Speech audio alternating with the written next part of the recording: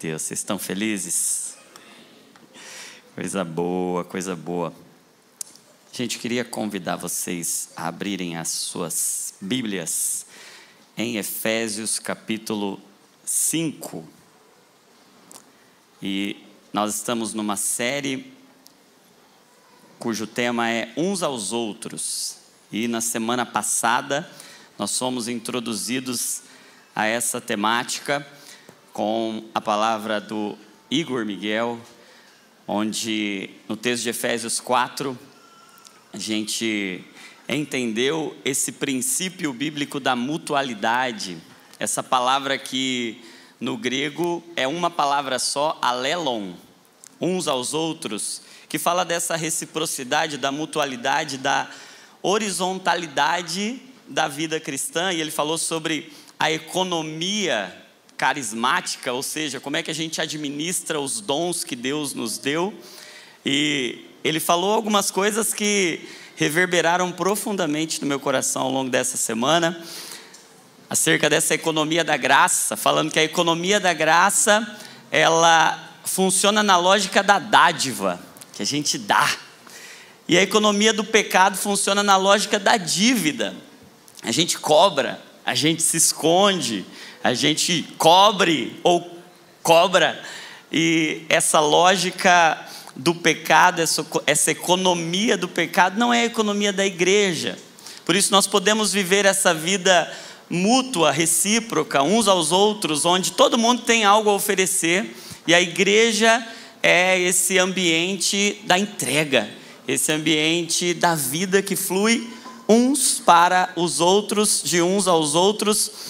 E toda graça que é retida, e todo mundo aqui tem uma graça do Senhor a entregar, tem dons do Senhor a entregar. Ele falou algo interessante, que toda graça que é retida é a desgraça de outro.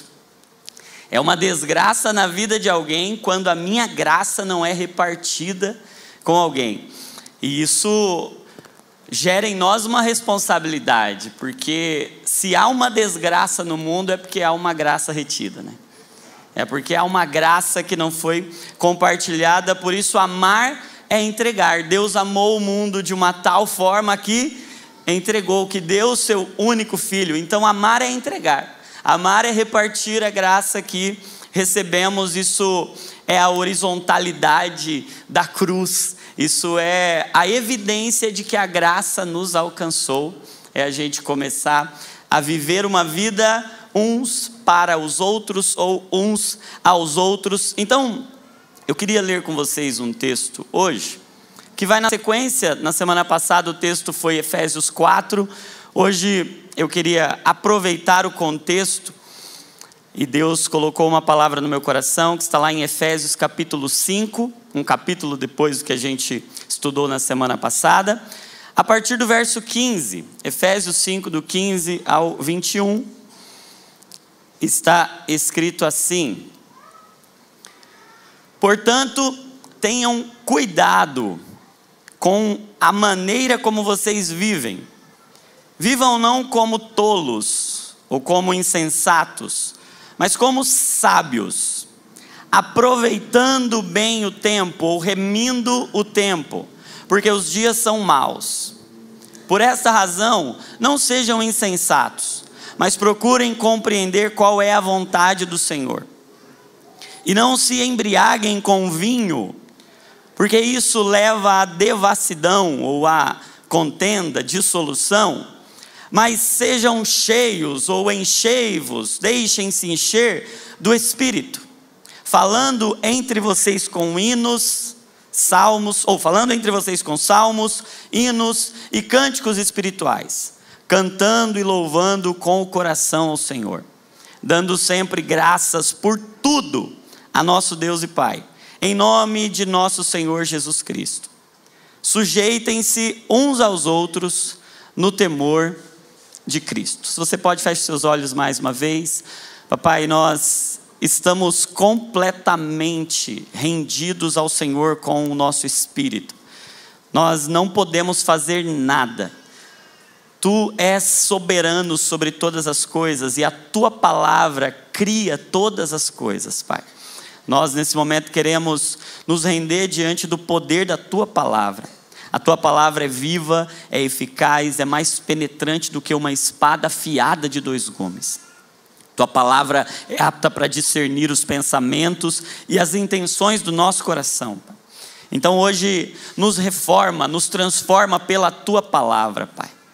Faz algo por intermédio da Tua palavra, porque a Tua palavra nos liberta. Nós conheceremos a verdade, ela nos libertará. A Tua palavra nos santifica, santifica-nos na verdade. A Tua palavra é a verdade, a Tua palavra é suficiente, a Tua palavra é poderosa, a Tua palavra é pura, a Tua palavra é tudo o que nós precisamos hoje. Então faz algo por meio da Tua palavra, em nome de Jesus, amém e amém, graças a Deus. Gente, esse texto começa com uma advertência, cuidado. Quando você ouve essa expressão cuidado, é bom você ter cuidado. Então, portanto, tenham cuidado. É a primeira expressão desse texto. E começa com uma conexão com o que vem anteriormente. Portanto, tenham cuidado. Então a gente vai entender o portanto também. Mas primeiro presta atenção nisso, cuidado. Tenham cuidado com a maneira como vocês vivem, como vocês levam a vida. Vivam como sábios, mas não como tolos. E aí a expressão tolo aqui é aquele que é insensato. Insensato é aquele que não sente. Insensato vem de insensibilidade, de senso. Então não viva como aquele que não está percebendo a vida, como aquele que está desapercebido, aquele que está distraído. Um insensato é alguém distraído. É alguém que está vivendo de forma tola, despercebida. Então viva como sábio. Como você vive como sábio? Como você não desperdiça a sua vida? Aproveitando bem o tempo, remindo o tempo, ou resgatando o tempo, porque os dias são maus. Então a advertência aqui está enfatizando o seguinte: cuidado, porque é muito fácil você desperdiçar a sua vida. É muito fácil você jogar a sua vida fora. É muito fácil você chegar com 40 anos, olhar para trás e falar: meu Deus, está tudo indo pelo ralo, a vida está se dissolvendo diante de mim. É muito fácil você chegar com 50, com 60 e falar: meu Deus, passou muito rápido, e o que eu fiz? Eu nem vi a vida passar. Por isso ele diz que a gente tem que ter muita sensibilidade, muita sensatez e muita sabedoria para administrar o tempo, ou melhor, para resgatar o tempo. É como se o tempo fosse escravo nessa era. É como se o tempo não estivesse cumprindo o propósito dele nessa era, ele tivesse aprisionado nesta era. Vocês já tiveram problemas com o tempo? Alguns de vocês também passam por essa angústia de falar: meu Deus, parece que o tempo está trabalhando contra mim. Parece que o tempo não me ajuda, o tempo me atrapalha. O tempo não é meu amigo, o tempo é meu inimigo. Por quê? Porque o tempo está submetido a uma prisão. Por isso que o texto diz: você precisa remir. Remir é resgatar. Remir é, você vai precisar ativamente ir lá e trazer de volta o que estava perdido.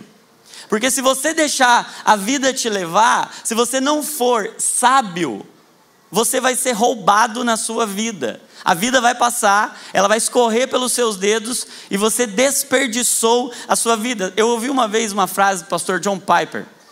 Ele disse que lá em 1964 tinha um quadro na parede da cozinha dele. E dizia assim no quadro: apenas uma vida, que logo vai passar. Somente o que for feito para Cristo vai durar. A única forma de remir, de resgatar o tempo, é trocar aquilo que é efêmero, aquilo que é passageiro, aquilo que é temporário, por aquilo que é Cristo, por aquilo que é eterno. Só dura o que é para Cristo. Cristo é o único que tem a capacidade de transcender esse tempo e eternizar aquilo que nos aprisiona e nos rouba, que é o tempo. Só o que é feito para Cristo vai permanecer, vai durar. Nós precisamos Agir com sabedoria, porque os dias não são bons. Os dias são maus. O texto não está dizendo aqui que, a vida é legal, a vida é bacana e é só você deixar a vida levar você que vai dar tudo certo. Não, o que o texto está dizendo é: os dias são maus, a menos que você faça alguma coisa, a vida vai ser roubada de você e tudo que vai restar é um vazio, é uma frustração.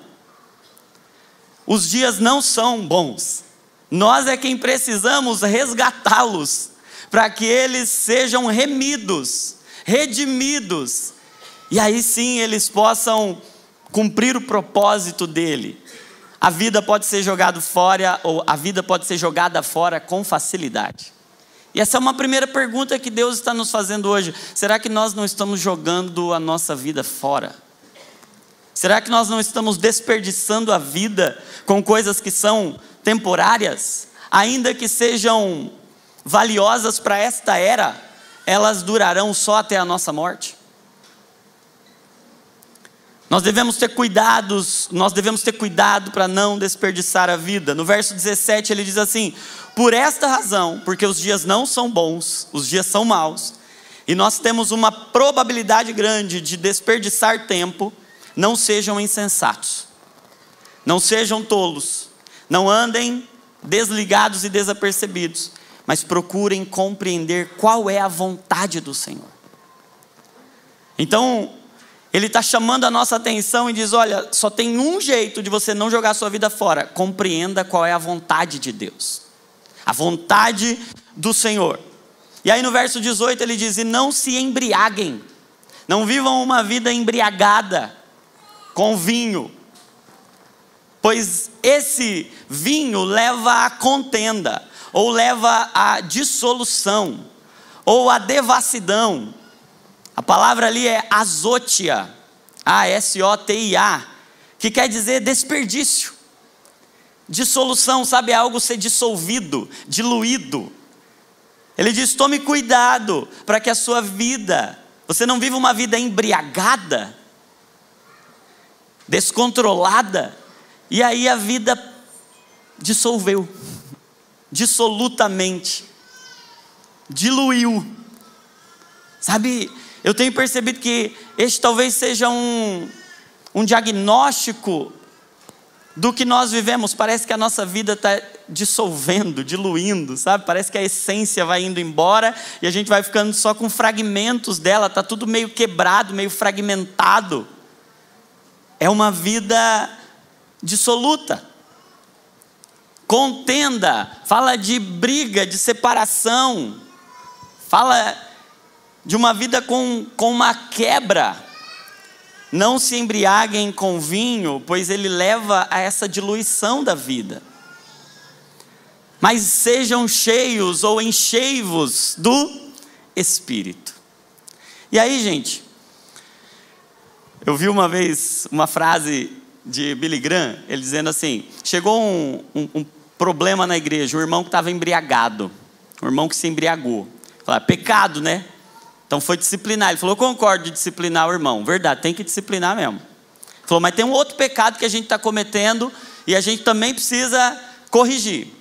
É tão pecado se embriagar quanto não ser cheio do Espírito Santo. Porque o texto diz: não se embriaguem, é uma ordem, mas tem uma outra ordem: enchei-vos do Espírito.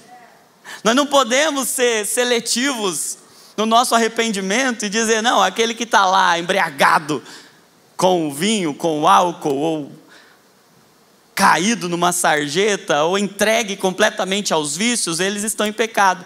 Mas tem uma ordem aqui que a gente tem que obedecer e que a gente tem que se arrepender igualmente. A gente olhar para não ser cheio do Espírito Santo, não como uma circunstância da vida. Minha vida está corrida, não está dando tempo de ser cheio.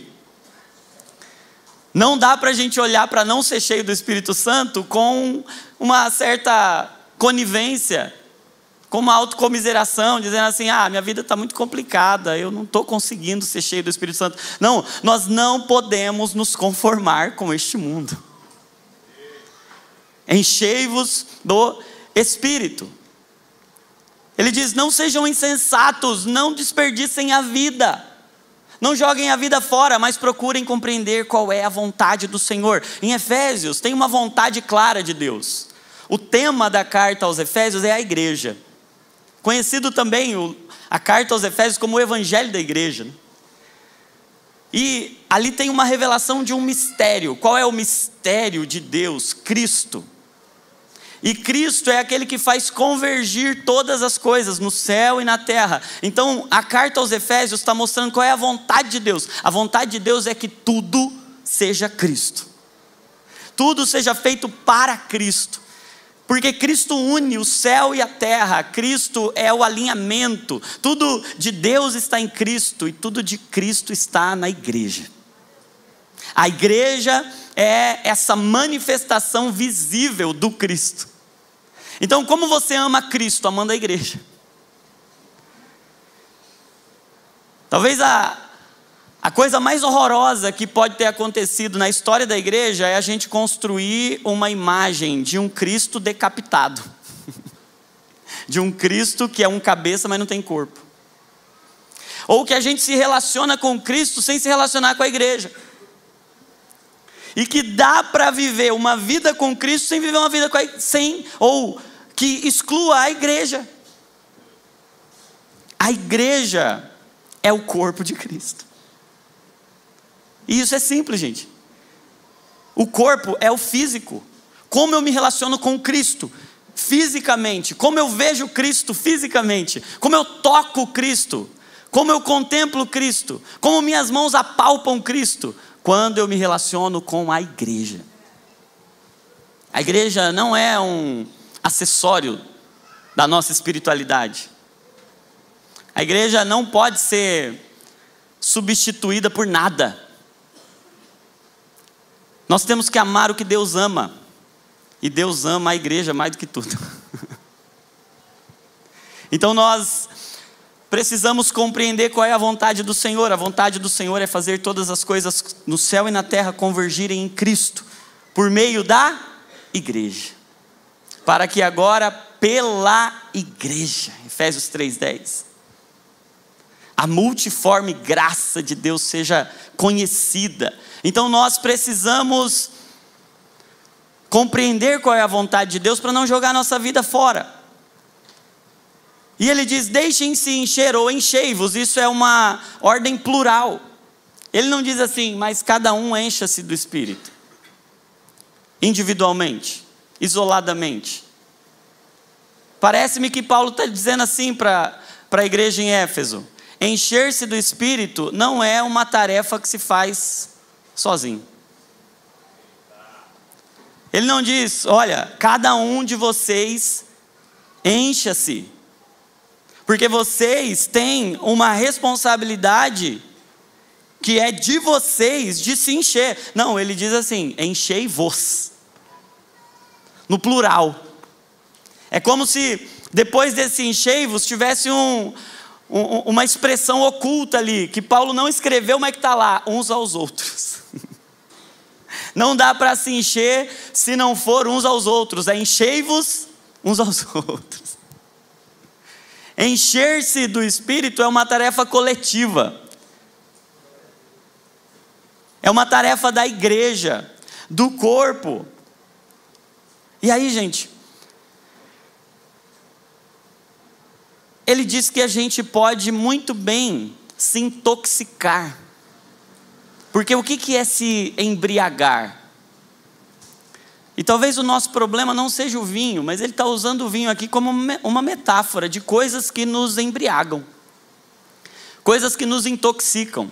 Talvez se a gente fosse trazer um paralelo para nós hoje, ele talvez dissesse assim: não se intoxique com alegrias passageiras.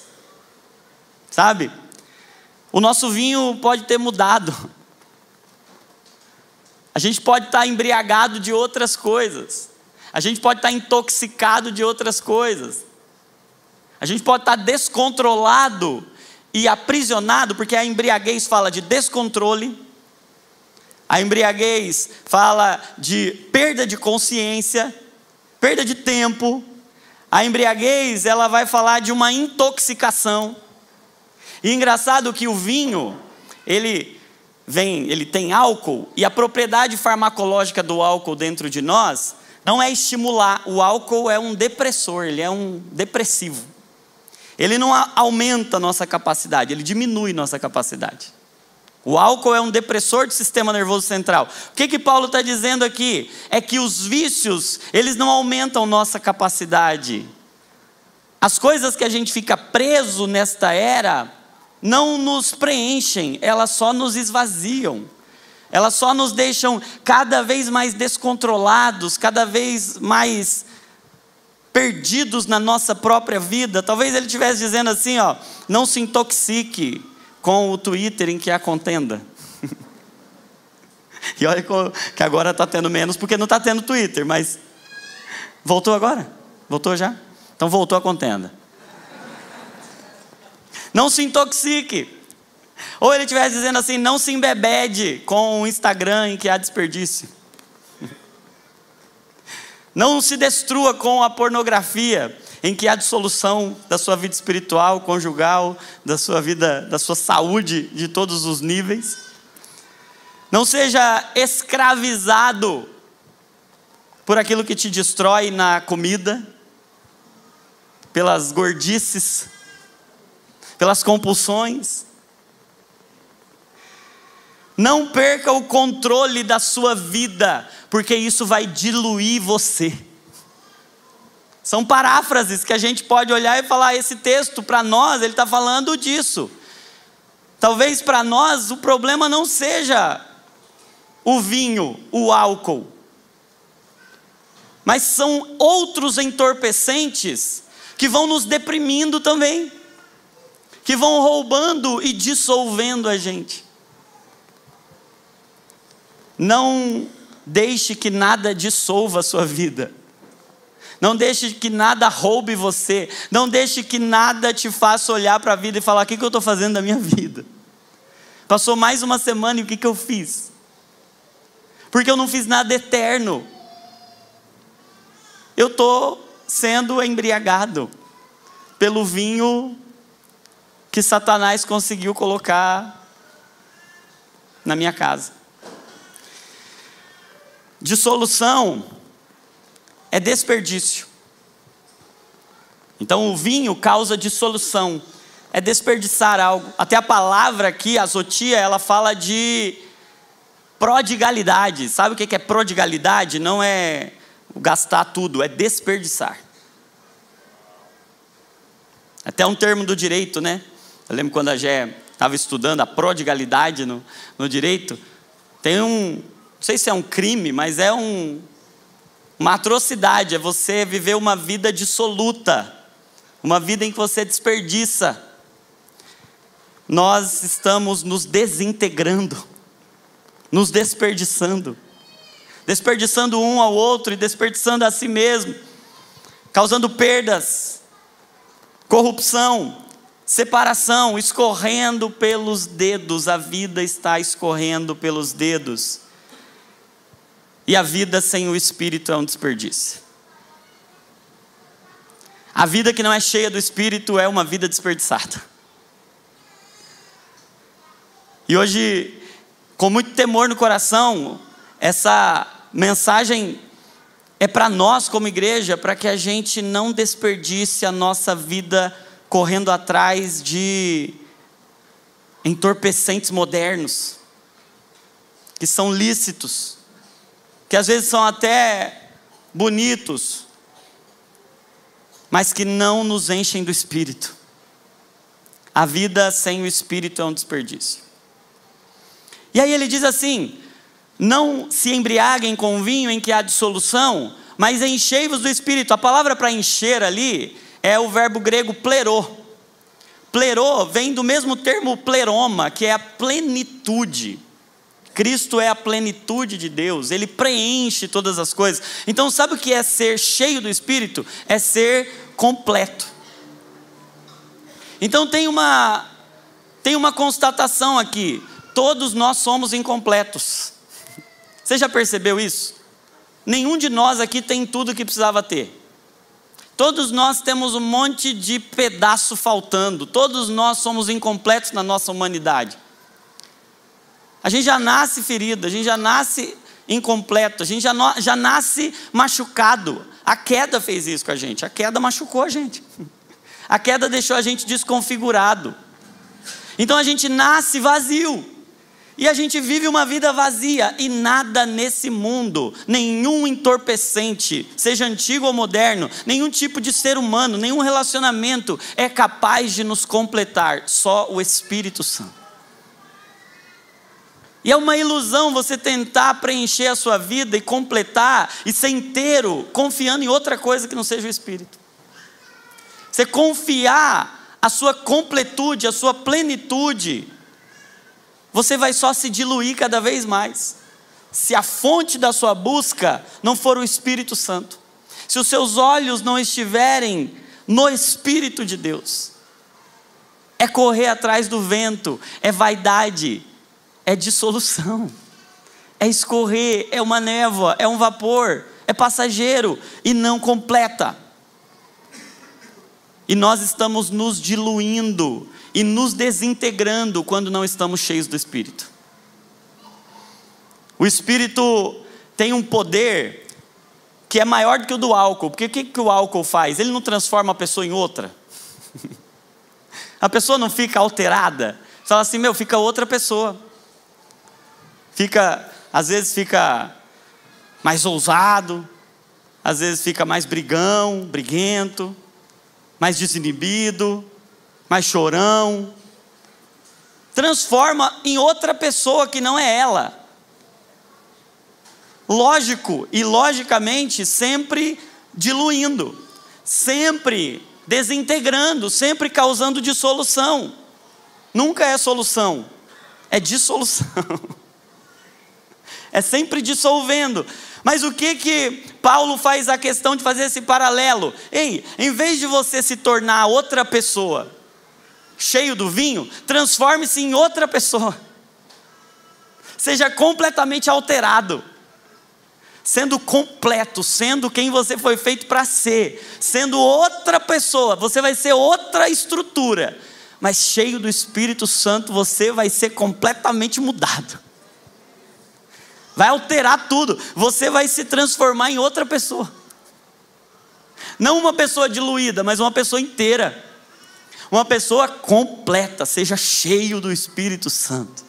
Nenhuma vida é tão completa quanto a vida cheia do Espírito Santo. Você pode ter tudo.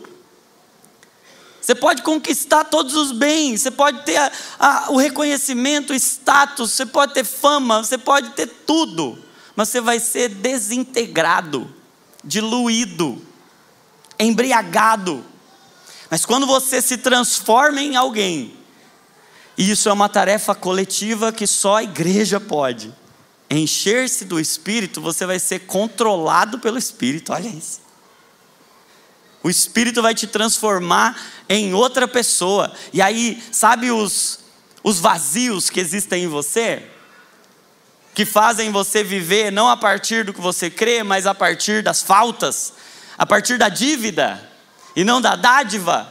Que você fica tentando se salvar, se proteger, se defender do outro, você fica tentando culpar o outro, essa lógica da dívida. Quando a gente recebe esse preenchimento, essa completude, esse controle do Espírito, a gente não vive mais pela lógica da falta, da dívida, mas a gente agora pode ser inteiro. E o Espírito Santo vai nos fazendo viver de forma completa.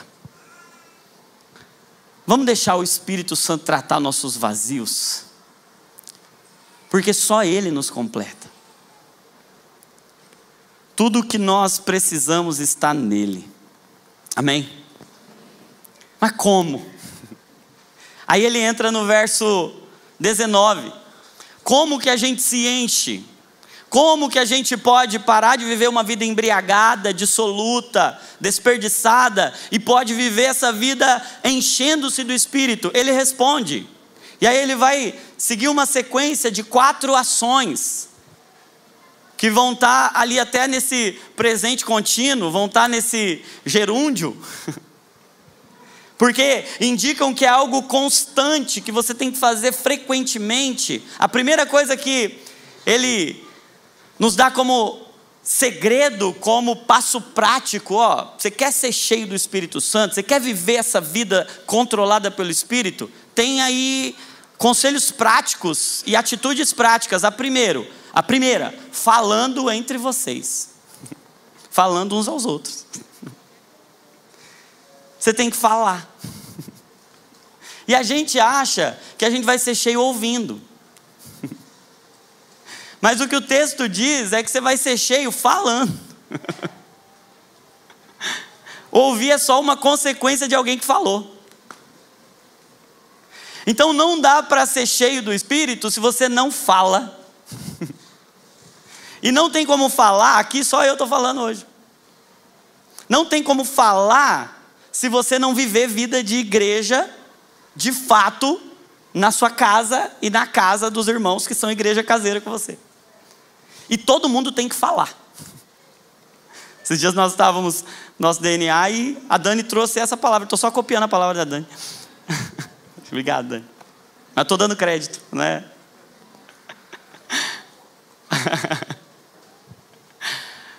Mas foi um dia muito poderoso de Deus. Eu acho que foi um dos momentos de reunião nossa em que eu mais vi Deus presente, porque todo mundo falou. Foi poderoso. Todo mundo repartiu algo do coração, falando entre vocês. Sabe, gente, nós somos mais cheios falando da palavra do que ouvindo a palavra.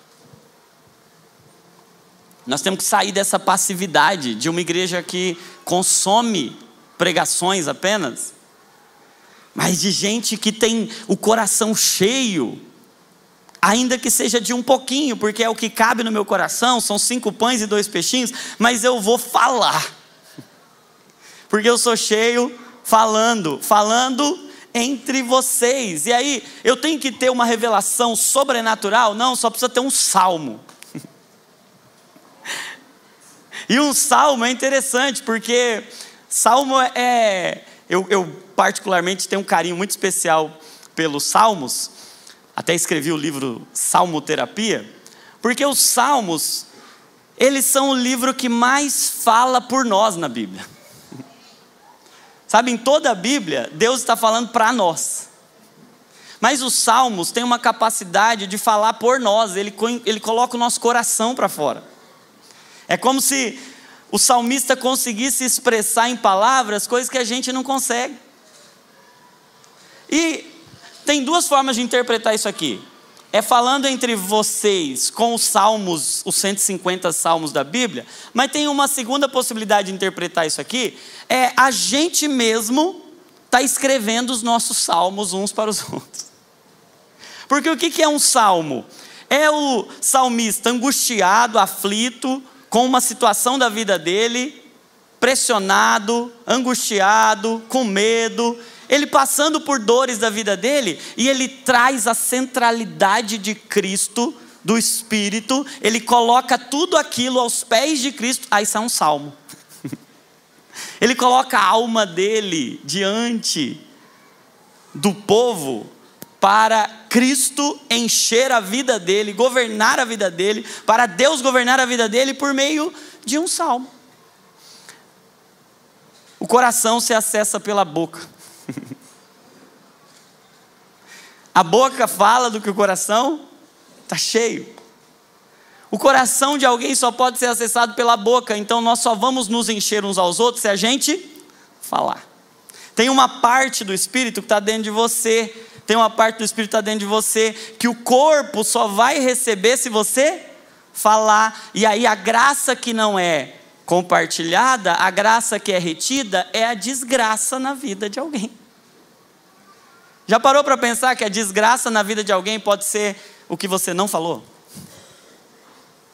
O salmo que você não compartilhou, que você não falou. Olha como é poderoso isso. Essa relação boca e coração, ela é tão presente nas Escrituras, que Deus comunica com a gente pela sua palavra. E o que é a palavra? É o coração de Deus exposto. Então, quer conhecer o coração de Deus? Conheça a palavra. Aí a palavra vem para o nosso coração. Lembra da parábola do semeador? O evangelho, a semente, a palavra de Deus, ela vai agora para o nosso coração. E aí a gente vai falar para alguém o que está no nosso coração. E vira aí um ciclo. Imagina, olha o circuito. Deus compartilha o coração dele pela palavra, pela boca dele, que é as Sagradas Escrituras. Aí ele fala com o Douglas. Aí o Douglas vai, o coração dele fica cheio. Aí ele fala para alguém. Aí quando alguém recebe aquilo no coração, enche o coração. Aí o que tem que fazer?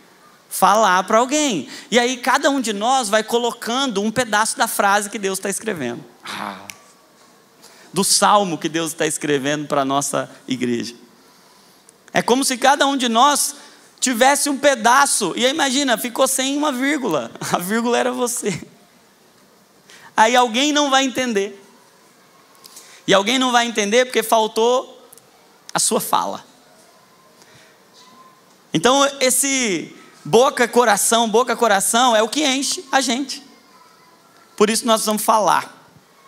As nossas conversas precisam encher os outros. Mas a questão é, as nossas conversas enchem alguém do Espírito ou esvaziam alguém do Espírito? Elas causam plenitude ou dissolução? Elas causam solução ou contenda? Porque tem uma coisa que Deus abomina, e aí nós até ouvimos recentemente uma palavra sobre isso, sobre a maledicência, sobre o semear contenda, é a distorção, o adultério disso aqui. Por isso que Deus abomina semear contenda, porque é você pegar a arma mais poderosa dele, que é a sua fala, e entregar para o capeta. Diga assim para a pessoa que está do seu lado, essa é boa, hein? Não empresta sua boca para o capeta.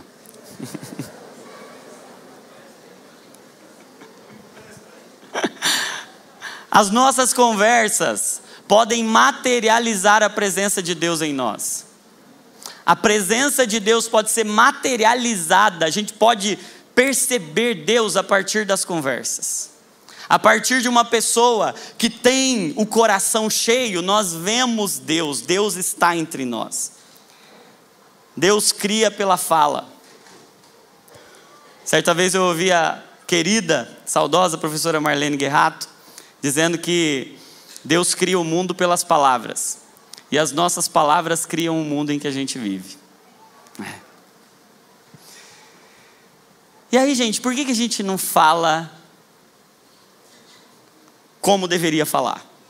Por vezes é medo, é um sentimento de inadequação, uma vergonha de que eu não sei tanto quanto os meus irmãos sabem, eu não estudei tanto. Às vezes é preguiça, às vezes é a passividade, é o comodismo. Enfim, seja qual for a causa, nós vamos romper com isso em nome de Jesus. E nós vamos ser um povo falante. E nós vamos encher o coração e transformar esse coração cheio em fala, falando entre vós, falando uns aos outros. Não dá para encher a igreja do Espírito se não tem muita gente falando da palavra de Deus. A palavra é tão poderosa, ou falar é tão poderoso, que quando Tiago escreve a sua carta, capítulo 5, verso 16, você vai lembrar que ele diz assim: confesse, ou seja, fale as suas culpas a Deus para ser perdoado. Mas só tem um jeito de você ser curado. Curado é só se você falar uns aos outros. Por que a gente vive tão doente? Porque a gente fala pouco. Porque a gente confessa pouco uns aos outros. A gente tem medo, tem vergonha, a gente fica inseguro. O que vão pensar de mim? E pouco importa o que vão pensar da gente. O que importa é quem a gente é. E a gente pode ser curado se a gente falar, confessar uns aos outros. Nós estamos nos desintegrando, nos diluindo, nos dissolvendo, adoecendo quando a gente não fala. Falar cura.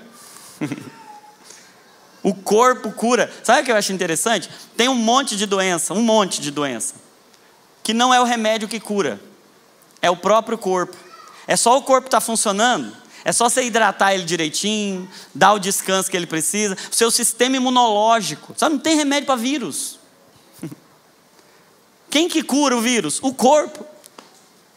O próprio corpo cura. Sabe que a gente está sofrendo com um monte de doença, que a gente está achando que é um remédio que vai resolver, e é o corpo que cura. É só a gente deixar o corpo funcionar que ele cura. É só dar o que ele precisa. É só falar para o corpo. Corpo, igreja, eu estou precisando disso aqui. Esse é o meu salmo hoje, minha alma está batida. Esse é o meu salmo hoje. Hoje eu estou aflito, hoje eu estou com medo. Hoje eu caí, Salmo 51. Duvido que você caiu tão feio quanto Davi. Mas Davi teve coragem de escrever o salmo. A gente só sabe porque ele falou. E a gente não fala. Falando entre vós. Com salmos, com hinos, com cânticos espirituais. Vamos fazer um compromisso? Eu não posso terminar um dia sem ter uma conversa espiritual com alguém.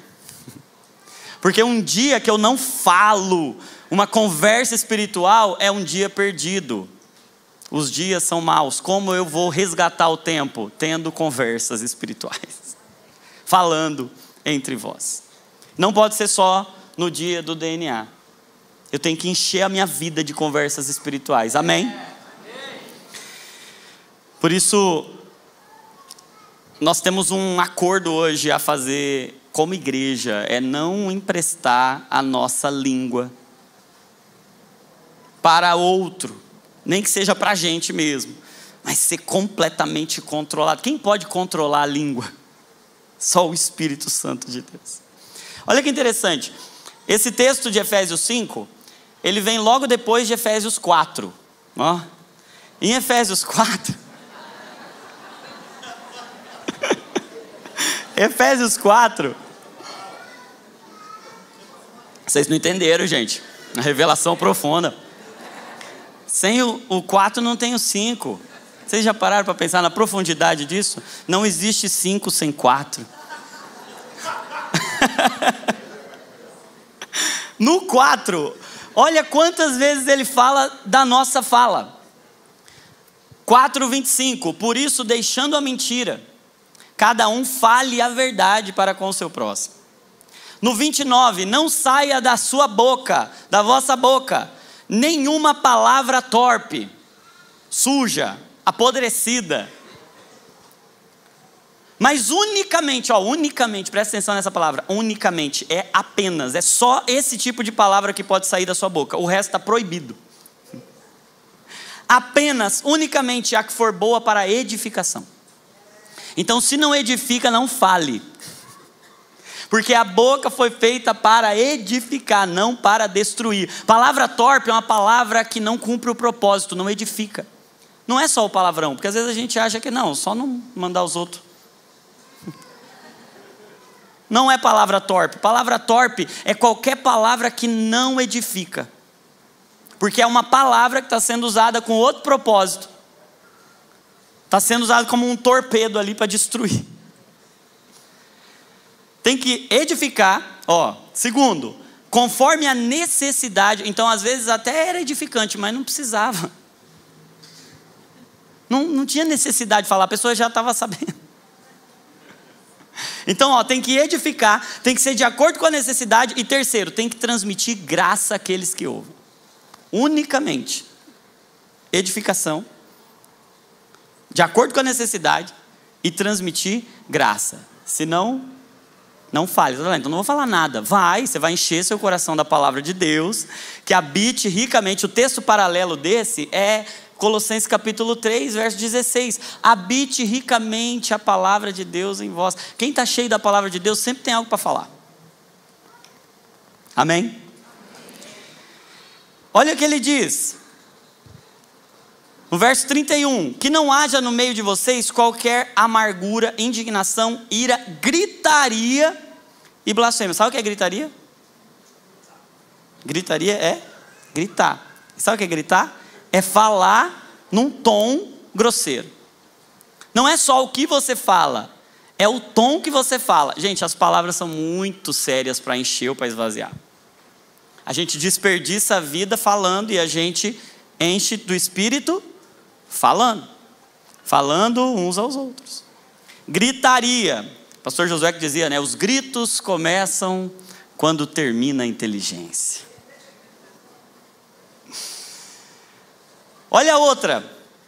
Que a imoralidade sexual e toda impureza ou avareza não sejam sequer mencionadas entre vocês. Sabe o que é mencionar? É falar. Não usem linguagem grosseira, não digam coisas tolas, nem indecentes, gracejos imorais. Não desperdice palavra, palavra é muito sério. Não é à toa que a palavra de Deus é a coisa mais séria que existe no mundo. E quem entendeu o poder da palavra de Deus, entende o poder das próprias palavras. Falando entre vós. Segundo, ele diz, além de falar entre vós, você tem que cantar. Cantando e louvando com o coração. Então não basta só ouvir a música, tem que cantar. Assim como não basta só ouvir, tem que falar. Você vê como ele tira da passividade, tira do consumismo, de uma igreja que... E uma igreja que vai dar, entregar, não é a dívida, é a dádiva. É uns aos outros, é falando, não é ouvindo louvor, é cantando louvor. Nós temos que parar de ouvir música e começar a cantar música. A gente não tem que vir para a igreja para ouvir. A gente tem que vir para a igreja para falar. Vamos falar? Vamos reagir, vamos responder. Porque é isso. É falar, é cantar, é ser uns aos outros. E olha que interessante, a música é tão poderosa. A música acessa o coração em níveis tão profundos que no céu não tem outras coisas assim tão abundantes, não tem entretenimentos das distrações, mas música vai ter eternamente. Música é a arma mais poderosa para abrir um coração fechado. A música fala o que as palavras não conseguem falar. Sabe quando você não tem palavra, tem uma música. A música é tão poderosa que não existe um filme sem trilha sonora. Imagina, o roteiro está perfeito, mas se não tiver a música, não entra no coração como precisa entrar. Já estava até falando com os meninos, a gente fazendo um devocional, falei, imagina, às vezes a gente está ouvindo a música errada, e aí a gente está num filme de romance com Deus, mas a música é de suspense. Aí imagina, o marido vai abraçar a esposa, e aí tan tan tan tan tan tan tan tan tan. É romance o filme, mas a música é suspense. O que você imagina? Ele vai tirar uma faca a qualquer momento e vai enfiar nas costas dela. E às vezes a nossa vida está assim, porque a gente está com a música errada. Nós estamos vivendo um suspense onde era para haver um romance. Nós estamos aflitos onde era para ter paz. Por quê? A música está errada. Porque nós estamos cantando a música errada. Então nós temos que colocar a música no seu devido lugar. Todo ser que tem fôlego, louve ao Senhor. Sabe o que eu aprendi com esse texto? O fôlego existe por causa do louvor. Se tem fôlego, tem que ter louvor. É como se a gente inspirasse pela palavra e expirasse pelo louvor. Isso é a respiração do crente. É a palavra que é divinamente inspirada, então a gente inspira ouvindo e falando a palavra de Deus e expira o fôlego santo cantando e louvando de todo o coração. A música nunca é neutra, gente. Não tem neutralidade na música. Tem essa questão toda, né, da música secular, pode, não pode. A questão é a seguinte, não é questão do pecado ouvir ou não ouvir determinado tipo de música. A questão é que a música nunca é neutra. A música acessa lugares que o coração não é capaz nem de perceber. A música desperta em nós coisas que a gente nem conseguiria despertar pela consciência. Uma melodia, uma harmonia, uma batida, ela mexe no nosso coração e ela enche ou esvazia, gente. A questão é, qual é a trilha sonora da nossa vida? Se você tem como palavra, ou como enredo, roteiro, é a palavra de Deus, e a trilha sonora é um batidão, aí tem alguma coisa errada, porque a mensagem vai ficar confusa. A música nunca é neutra. E tem um terceiro. O terceiro passo prático que ele dá é sempre dando graças ao Senhor em tudo. Em nome de nosso Senhor Jesus Cristo. Então não significa, obviamente, que a gente tem que agradecer quando alguém morre. Claro que coisas ruins a gente lamenta. Até tem um livro na Bíblia chamado Lamentações, vocês já viram? Não é pecado lamentar. É tudo a gente fazer em nome do nosso Senhor Jesus Cristo. Então, o que é agradável a Deus, o que é agradável ao Senhor, o que é representado por Cristo, a gente tem que ser grato. Tem que ser grato em tudo, de acordo com a vontade de Jesus Cristo, dando sempre graças. E eu acho interessante que graça, ação de graça, não tem esse nome à toa. Dentro da gratidão tem graça. E só existe gratidão porque houve graça. E sabe o que é a ingratidão? A ingratidão é o desperdício ou é a rejeição da graça.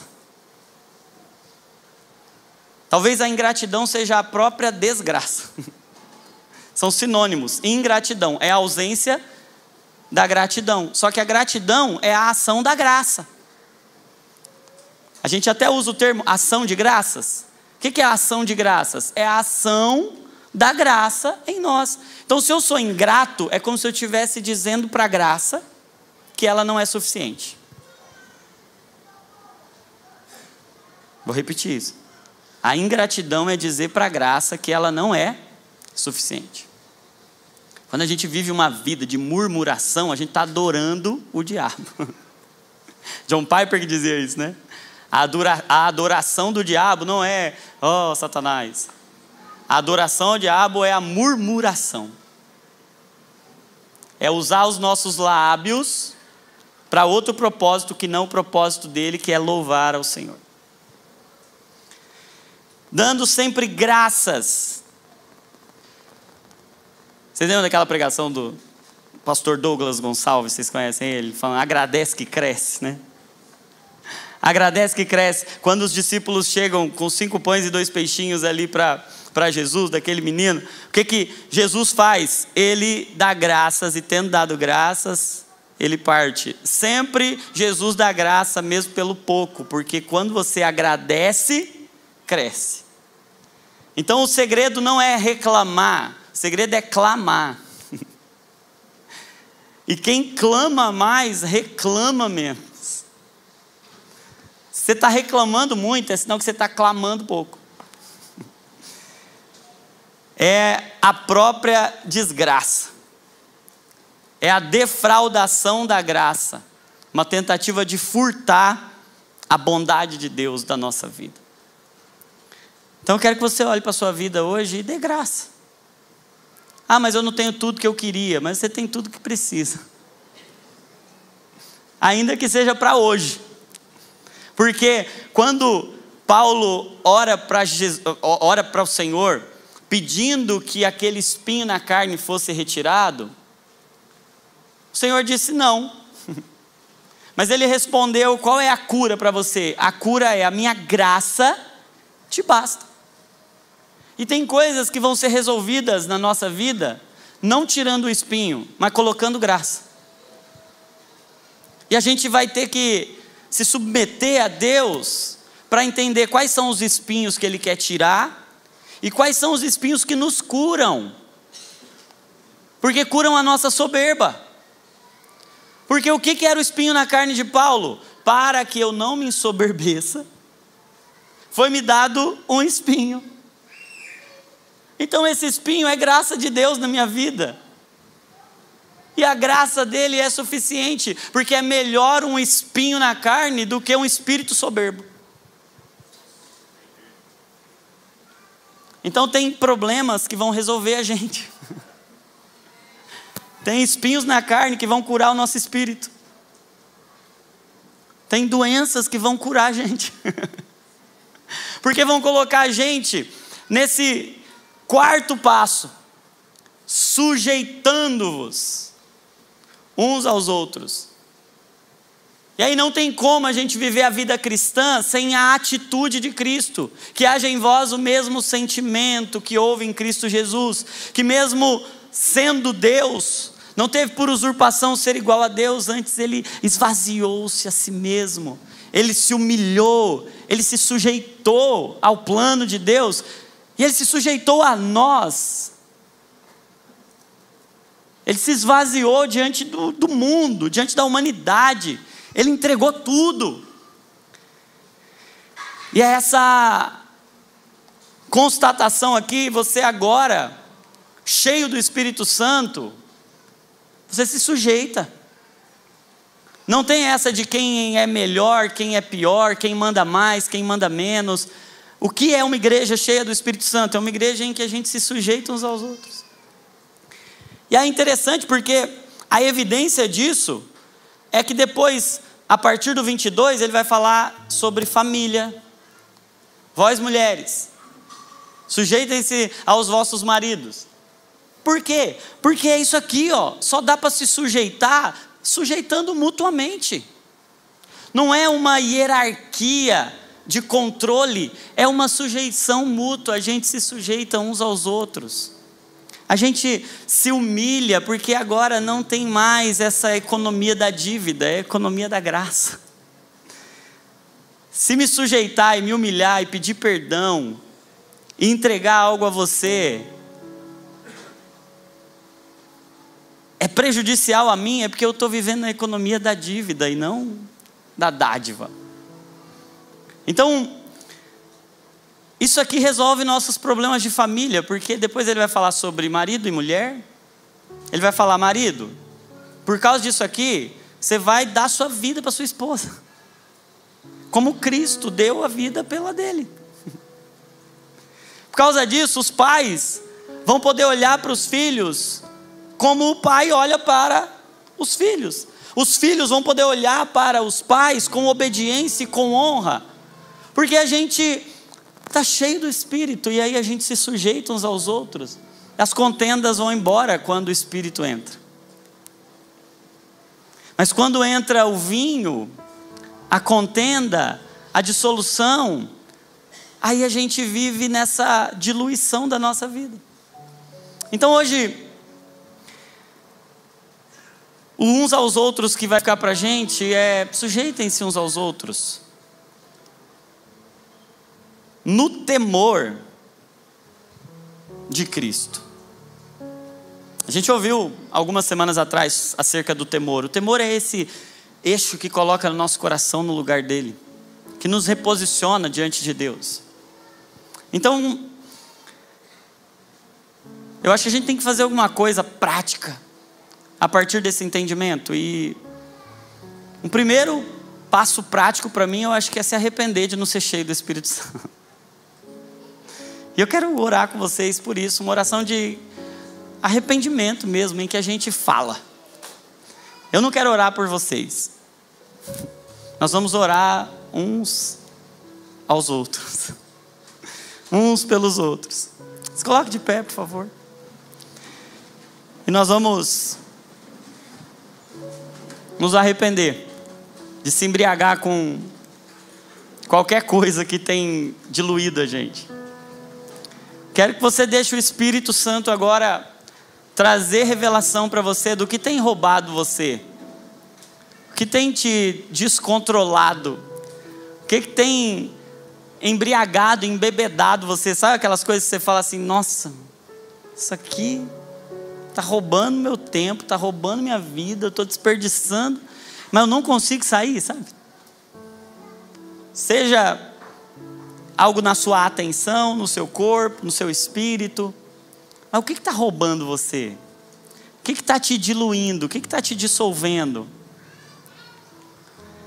E Deus vai trazer algumas coisas que você vai precisar abandonar hoje, amém? Algumas bebedeiras, alguns entorpecentes que estão deixando a gente completamente perdido na nossa própria vida, e a gente está desperdiçando, jogando a vida fora. Hoje nós vamos romper com isso. Nós não vamos jogar a nossa vida fora, amém? Nós vamos nos encher do Espírito, porque essa é a vida que vale a pena ser vivida, é a vida eterna, é conhecer a Cristo e expressá-lo por meio do Espírito. Então nós vamos romper com coisas hoje, nós vamos sair daqui decididos, isso aqui não vai me escravizar mais, em nome de Jesus. Nós vamos sair daqui hoje com o compromisso, eu não vou ficar escravizado por vício nenhum. E eu quero orar por isso também, nós vamos orar juntos, por libertação, amém? Pode ser de coisa lícita, às vezes não é nem pecado, mas é embaraço. Porque nós temos que nos libertar do pecado, para correr, mas também do embaraço que nos prende, e tem coisa que está aprisionando você, está te embriagando, está te entorpecendo, e hoje nós vamos ser libertos. Tem alguém aqui que precisa disso? Eu quero que você identifique qual é o vinho que está te dissolvendo. Mas uma segunda coisa, com muito temor no nosso coração, nós vamos nos arrepender de trocar o Espírito Santo por qualquer coisa. E nós vamos assumir um compromisso, nós vamos falar, nós vamos cantar, nós vamos ser gratos, e nós vamos nos sujeitar uns aos outros. Toda altivez vai cair por terra da gente, em nome de Jesus. O Senhor nos promete, 2 Coríntios capítulo 10, que as armas da nossa milícia não são carnais, mas são poderosas em Deus para destruir fortalezas. Tem fortaleza que está aí desde que a gente nasceu, e que hoje o Senhor vai destruir. Como fazer isso? Como Ele faz isso? Destruindo mentiras, sofismas e altivez. Orgulho. O orgulho é o pecado debaixo do qual todos os outros ficam escondidos. Hoje o Senhor vai quebrar o nosso orgulho, nos sujeitarmos uns aos outros, amém?